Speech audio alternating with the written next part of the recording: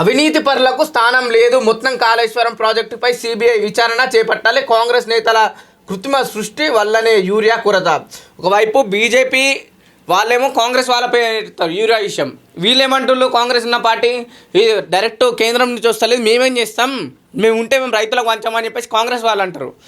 మరోవైపు ఇటు ఆ రాష్ట్రంలో ఉన్న మంత్రులు మాత్రం రైతులే తప్పంటున్నారు. నిజంగా యూరియా ఎక్కడి నుంచి వస్తలేదు, ఎందుకు రైతులకు అందుతలేదు అని చెప్పేసి కూడా పూర్తి స్థాయిలో ఇటు బీజేపీకి సంబంధించిన నాయకులు కావచ్చు, కాంగ్రెస్ పార్టీకి సంబంధించిన నాయకులు కావచ్చు, ఎవరు కూడా డైరెక్ట్ ప్రజల దగ్గరికి వెళ్ళి మాట్లాడే పరిస్థితి కూడా వీళ్ళు నెలకొల్పుతలేరు. ఎందుకు, వీళ్ళు ఓట్లప్పుడు వెళ్తారు, రైతులకు సమస్యలు వచ్చినా ఇంకేదో వచ్చినా సార్ ప్రజలకు వెళ్ళరు అని చెప్పేసి కూడా మనకు ఈ వార్తలు చూస్తే స్పష్టంగా కనిపిస్తుంది.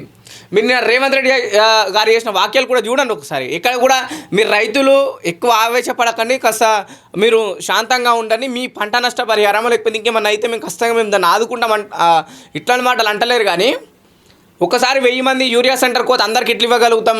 మొదట టోకెన్ నెంబర్ ఒక్కటి ఉంటుంది, 999 టోకెన్ నెంబర్ ఒక్కటి ఉంటుంది కదా, సో అందరికీ దొరుకుతుంది, ఇన్కమ్ ఉందని చెప్పేసి కూడా తనను సమర్థించుకునే విధంగా రేవంత్ రెడ్డి మాట్లాడిన వాక్యాలే. కానీ నిజంగా రైతులకు ఎక్కడ ఇబ్బంది జరుగుతుంది, నిజంగా రాష్ట్రంలో యూరియా ఉందా లేదా, ఉంటే మేము ఎందుకు ఇవ్వలేకపోతున్నాం, లేకపోతే మేము ఎందుకు కేంద్రాన్ని అడగలేకపోతున్నాం, లేకపోతే అటు కేంద్రంలో ఉన్న బీజేపీ నాయకులు ఎందుకు సపోర్ట్ చేస్తలేని విషయాలు ప్రజలకు ఎక్కడ తీసుకెళ్తలేరు. ప్రజల గురించి ఎవరు కూడా ఇక్కడ రివ్యూ మీటింగ్ పెట్టట్లేరు యూరియా విషయంలో. వీళ్ళు బీజేపీ నాయకులు మొత్తం కాంగ్రెస్ నేతలే కృత్రిమ సృష్టి వల్లనే యూరియా కొరత, అంటే కాంగ్రెస్ వాళ్ళే స్టోర్ చేసి పెట్టుకుంటున్నట్టు అని చెప్పేసి టీబీజేపీ అధ్యక్షుడు రామచంద్రరావు మాట్లాడుతుండు.